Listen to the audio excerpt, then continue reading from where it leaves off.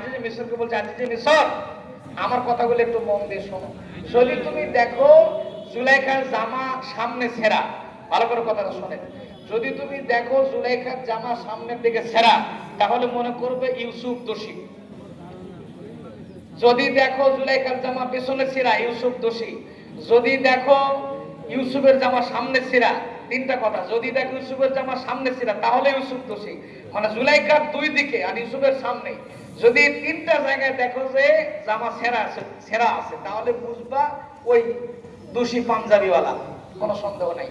আর যদি আল্লাহু আকবার, আল্লাহু আকবার, লা ইলাহা ইল্লাল্লাহ, আল্লাহু আকবার, আল্লাহু আকবার, লিল্লাহিল হামদ, আল্লাহু আকবার, আল্লাহু আকবার, লা ইলাহা ইল্লাল্লাহ, আল্লাহু আকবার, আল্লাহু আকবার, লিল্লাহিল হামদ, আল্লাহু আকবার, আল্লাহু আকবার, লা ইলাহা ইল্লাল্লাহ, আল্লাহু আকবার, আল্লাহু আকবার, লিল্লাহিল হামদ।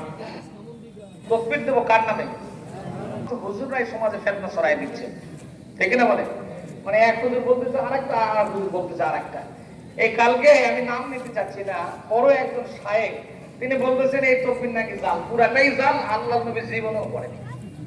নাউজুবিল্লাহ, বাড়ি কেউ বলে। আমার প্রিয় ভাইরা, আমাদের সমাজটাকে ঘুরে ধরে গেছে, সমাজটাকে নষ্ট করে দিচ্ছে ও বাজার লোকজন না। প্রিয় ভাইরা, আমাদের টাইম কিন্তু 7:11 বেজে গেছে অলরেডি। খুব তাড়াতাড়ি দ্রুত চলে আসুন, দেরি করা যাবে না, আমাদের টাইম হয়ে গেছে। নামাজের টাইম হয়ে গেলে খুব তাড়াতাড়ি চলে আসেন। তাফসীরে কাদিরের মধ্যে তাকবীর সংখ্যার অনেক রেফারেন্স এসেছে। আল্লাহ পাক বলেছেন লিয়াশহাদু মানাফিআ লাহুম ওয়াযকুরু ইসমাল্লাহি ফি আইয়ামিন মা'লুমাতিন আলা মা রাযাকাহুম মিন বাহিমাতিল আনআম ফাকুলু মিনহা ওয়া আত'ইমুল বাইসাল ফাকির। আল্লাহ স্পষ্ট ঘোষণা যে নির্দিষ্ট দিন সময় আল্লাহর নামের তাকবীর দিয়ে জোরে সোরে বলুন সুবহানাল্লাহ। কার নামে তাকবীর হবে? নির্দিষ্ট দিন। এই যে নির্দিষ্ট দিনগুলো আছে, আমরা কয়দিন তাকবীর দেব? কয়দিন? আজকে তো সোমবার, তাহলে চলবে কয়দিন পর্যন্ত? বৃহস্পতিবার আসরের নামাজ পর্যন্ত তাকবীর দিতেই হবে। আর আল্লাহ পাক এখানে আরেকটা বিধান জেনে নেন। চিন্তা করছেন, গোশত আমি কুরবানি দিলাম, 1 লাখ 1.5 লাখ টাকার গরু কিনলাম, ভাও মানুষকে গোশত দেওয়ার দরকার নাকি? নাকি এটা তো সিস্টেম না। আল্লাহ জানাই দিয়েছেন ফাকুলু মিনহা ওয়া আত'ইমুল বাইসাল ফাকির, নিজে খাও, অভাবী দুস্থ গরীব মিসকিন যারা যাদেরকে খেতে দাও। সুবহানাল্লাহ। আর মানুষকে খেতে দিলেই একটা ছিল কাজ করে, ঠিক কিনা? এটাই কুরবানির শিক্ষা, যে নিজে খাও, মানুষকে খাওয়াও। আমার প্রিয় ভাইরা, মানুষকে খাওয়াতে পারলেই, কিছু কিছু মানুষ দেখবে মানুষকে খাওয়াতে পারলে, ঘটনা বলবো শর্টলি 2-4 মিনিটে শেষ করার চেষ্টা করছি, যদি সময় কম। হযরত আব্দুল্লাহ বিন মুবারক রাহমাতুল্লাহ আলাইহি, তার নাম জানেন বিশ্বে এমন কোন আলেম নাই, তিনি অনেক বড় মানের আলেম ছিলেন। তিনি যখন কোন প্রোগ্রামে যেতেন, অনুষ্ঠানে যেতেন, মানুষজন বলতো আমাদের মাঝে যেন এক ফালি পূর্ণিমার চাঁদ উদিত হয়ে গেছে। এত বড় বিখ্যাত আলেম ছিলেন। তো তিনি একবার নফল হজ করতে যাবেন, ফরজ হজ আদায় করেছেন অনেক আগেই, নফল হজ আদায় করতে যাবেন। তিনি তলবি তলবা যা আছে, ব্যাগে যা ছিল সব গোছাই নিচ্ছেন। একটা টাইম তার একটা ছেলে এসে কাঁপতেছে, ঘরের দরজায় কাঁপতেছে, বলতেছে বাবা অমুক বাড়িতে গরুর গোশত রান্না হয়েছে, অথচ আমাকে গরুর গোশত খাবার দিল না, খুব কষ্ট লাগছে আমার। হযরত আব্দুল্লাহ বিন মুবারক বলছেন যে আমি একটা সম্ভ্রান্ত মানুষ, আমার ছেলে গোশত দিয়েছে, খাবার দেয়নি, এটা কেমন কথা? চলো তো বাবা, কোন বাড়ি তোমার খেতে দেয়নি, চলো আমার সাথে। আমার প্রিয় ভাইয়া, হযরত আব্দুল্লাহ বিন মুবারক রাহমাতুল্লাহ আলাইহি তার সন্তানটাকে কোলের মধ্যে নিয়ে জড়িয়ে নিয়ে তার বাড়িতে গেলেন। যার পর লক্ষ্য করে দেখলেন বাড়িওয়ালা তার সন্তান আর স্ত্রী পরিবার আহার পরবর্তী গরুর গোশত রান্না করে খুব মজা করে খাইতেছে। চোখ দিয়ে পানি পড়তেছে, লোকটার গরুর গোশত বাচ্চাদের ঠোঁটের মধ্যে তুলে দিচ্ছে, আর চোখ দিয়ে পানি পড়তেছে। আল্লাহর বান্দা কান্দে, চোখের পানি মুছে, আর বাচ্চাদের ঠোঁটের মধ্যে গরুর গোশত উঠায় দেয়।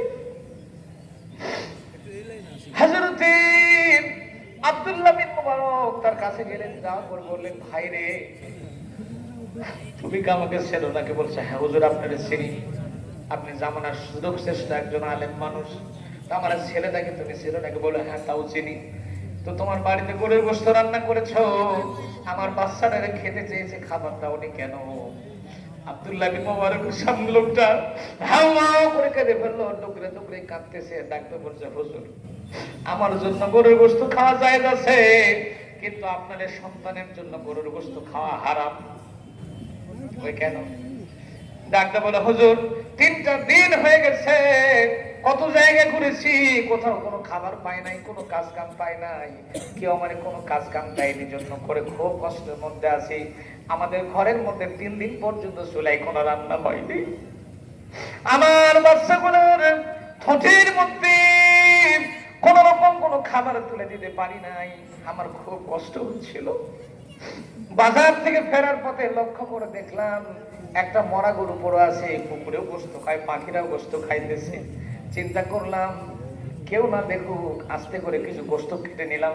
নেওয়ার পরে মরা গরুর গোশত কেটে এনে রান্না করে, বাড়িতে রান্না করে আমি খাচ্ছি, আমার সন্তানদের মুখের মধ্যে খাবার তুলে দিচ্ছি। এই গোশত আপনাকে কেমনে দেই, আপনার ছেলেটাকে কেমনে খাওয়াই?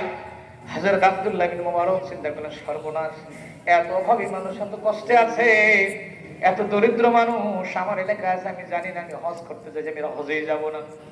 তিনি ব্যাক করলেন, বাড়িতে গেলেন, যার পরে তলবি তলবা যা ছিল সবগুলো সম্পদ এনে লোকটার হাতের মধ্যে দিয়ে বলেন, ভাইরে, আমি নফল হজ করার জন্য বের হচ্ছিলাম, আমি আর হজ করতে যাব না, তোমাকে সব সম্পদ দান করে দিলাম, তুমি নিজে খাও, আহাল বড় করে খাওয়াই দাও, আর এই সম্পদগুলোর থেকে তুমি একটা ব্যবসা প্রতিষ্ঠান দাঁড় করে ব্যবসা বাণিজ্য করে খাও। এরকম করে দিন তাকে দাঁড় করায় দিলেন। প্রায় 40-42 দিন পরে যখন হযরত আব্দুল্লাহ বিন মুবারকের কয়েকজন বন্ধু তাকে দেখা করার জন্য তার বাড়িতে এলেন, আসার পর বলছেন, আব্দুল্লাহ বিন মুবারক রে, কোন দিন তুমি হজ থেকে ফিরে এলে? তিনি